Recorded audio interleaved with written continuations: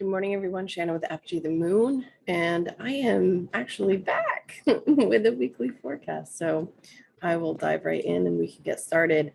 This is for the week of November 14th through the 20th. And is it jam-packed? It's going to be a wild ride, folks. We are in eclipse season, but we have our first official eclipse next week. And so we're going to go over the energy of what's going on next week. So just start the week off on the 15th. We do have a square to the sun squaring Jupiter.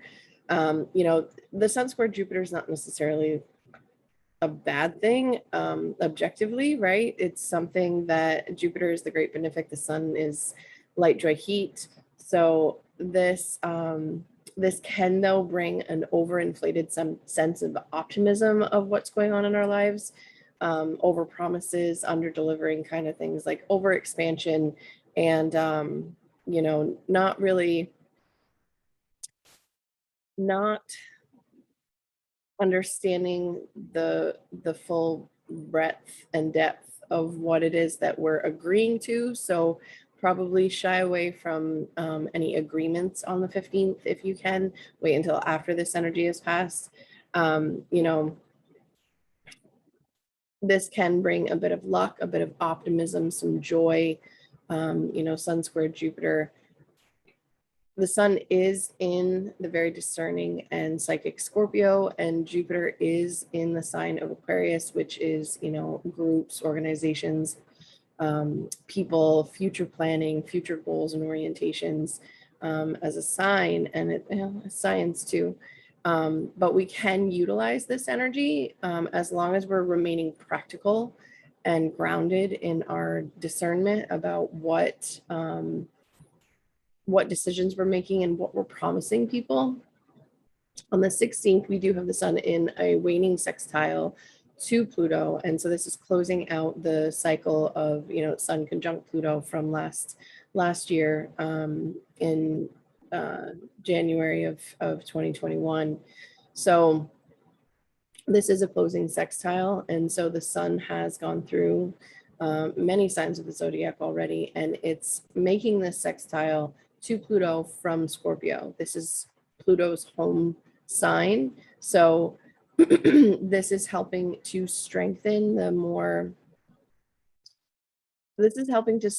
Pluto. And I will give a word of caution to this. This is winding down from their conjunction about a year ago, but you have to be very clear with yourself internally, especially with Pluto, about what it is that you want to do, how you want to utilize this aspect. You have to be very pragmatic and very diligent and very careful with every step you take forward with this, in achieving what it is that you want to achieve, because it is Pluto, right? So if you want to utilize it, you can. We are in eclipse season, so maybe things are a little more destined, a little more fated than what they would be with these aspects. But then on the 17th, we do have Mars opposing Uranus and Venus entering her pre-shadow period. Mars is the stronger planet here in a home sign in its traditional rulership of Scorpio, but Uranus is a slower moving planet. So this is going to kind of shake Mars up in Scorpio a little bit. Saturn is still in the mix with this in square. It is waning, but it's still very active.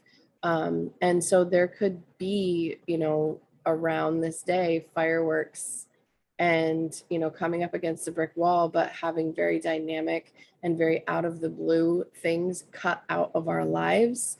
Things that need to be rebalanced in a way. But it's kind of the authority. There's an authoritarian energy with Saturn in the T-square, but Uranus and Mars are more exact than Saturn. So this would be a continuation of the energy of, Mars square Saturn coming up against a brick wall. But now there is kind of a reconciliation of sorts in terms of that energy, because now we're dealing with the very disruptive Uranus energy, and it's gonna be fun. It'll be fun. It'll be fun. So I do have some questions for you on this. This is, balancing our wants and our desires against, the need for liberation from all things at all costs, right? We can take action, but what is the cost of that action? Saturn is, like I said, still in the mix, and it is creating roadblocks and delays for the things that we're trying to achieve. But how will you stand up and fight? How will you liberate yourself from an oppressive situation without exploding and without major disruption? I don't necessarily see an option, so I'll just put it that way. Venus is entering her pre-shadow, like I said, and now the themes of what this Venus retrograde will bring up for you will start to show, right? So it's Venus. It's not the worst retrograde in the world. It doesn't happen very often. She has not been retrograde in Capricorn since 2013. So if you can think back of what was going on in your life between December and January of 2013 and 2014, there could be a repeat of a pattern, a situation, something going on that happened. And so there could definitely be some things rearing their heads here, from the past, especially. So this can see us reevaluating, how we love, how we spend, what it is that we value, our interpersonal relationships. Venus is, all of those things. And the things that we value in Capricorn area of our lives will be up for evaluation with Venus here. And so Venus in Capricorn is very practical and very pragmatic and very not touchy-feely, but Venus is going to express itself in doing what's practical for the best of everyone. And so that's Venus here. And we do have the chance to change something, to redo something at a much deeper level than we have been able to, since December and January of 2013 and 2014. And I do believe the nodes were in Taurus and Scorpio at that time as well. So, but they were reversed. But Venus didn't make a reconnection as many times as she is going to with Pluto from that time to now. So there's definitely something that is going to be reevaluated at a much deeper level here. And with Uranus in the mix, this is a support from, very different, very unique individuals or situations that come out of the blue that can support us in the changes that are happening in this Capricorn area of our lives. So what changes and what themes are we going to revisit? Think about that. And then on November 18th, we do have Mercury trine Neptune. This is a really nice energy. This is a highly intuitive, psychic, and emotionally easy flow of information because they are water signs. So Mercury in Scorpio is quietly on a reconnaissance mission. And Neptune is just high on life in Pisces, wreaking all the havoc that it's been wreaking for a while now. So this aspect can be highly intuitive and psychic in nature, but we have to really discern what it is that we're seeing. We have to use that Mercury, in the very focused and very, discerning Scorpio, and see what it is truly that we're actually seeing. And so this would be a great time to meditate, to enter some type of maybe, altered dream state or meditation, try some lucid dreaming, and pick up any psychic impressions or things like that, which, otherwise it can show up as like dark humor. And I'll just say that it can show up as dark humor.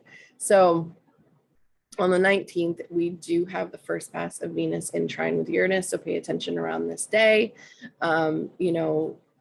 we'll have an inkling of what changes that we can make to have the more liberated future that we want to have here in Capricorn and the Taurus area of our life. So, Venus is supporting Uranus. Uranus is in Venus's home sign. So she is kind of bossy in Capricorn. And so we can be supported with a more structured and radical change that we want to make with this trine. And then we have the partial lunar eclipse on this same day. So it may be a partial lunar eclipse, right? But it's an eclipse, and they do still pack some pretty good punches. The full moon itself is square Jupiter. And then we also have the Mars-Uranus T-square that is still active. So the pressure is on Aquarius from Scorpio and Taurus. So Venus is in trine with Uranus from Capricorn. The Sun and Mercury are in trine with Neptune. And Pluto is actually in trine with this full moon lunar eclipse. So, and it's also in sextile with the Sun. So we may have a lot of intense energy going on with the T-squares to Aquarius, but there is good energy supporting and helping to kind of mitigate the more intense energies going on.